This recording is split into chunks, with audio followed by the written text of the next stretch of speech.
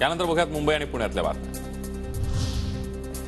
शाहरुख खानची पत्नी गौरी खानला ईडीची नोटीस। गौरीच्या तुलसियानी ग्रुप कंपनीनं गुंतवणूकदार बँकांना अंदाजे 30 कोटींचा गंडा घातल्याचा आरोप।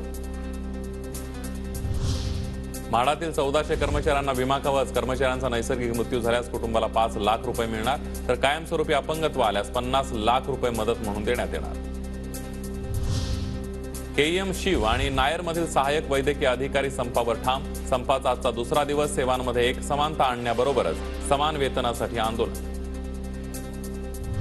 कबुतरांना दाणे टाकल्यास 100 ते 500 रुपयांपर्यंत दंड।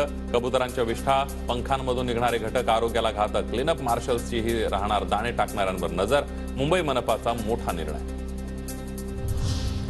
मुंबईकरांना बेकायदा होर्डिंगपासून वाचवता येत नसेल तर पोलीस आणि पालिका प्रशासन काय करतंय, हायकोर्टानं सुनावलं।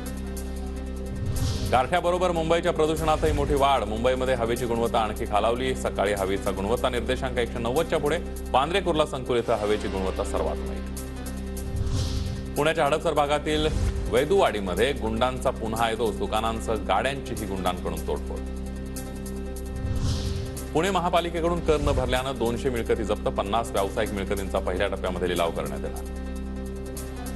पुण्याच्या भोरमध्ये आमदार संग्राम थोपटे यांच्यातर्फे कृषी प्रदर्शनाचं आयोजन। जगातील सर्वात बुटकी पुंगनूर जातीची गाय ठरतीये कृषी प्रदर्शनाचं आकर्षण।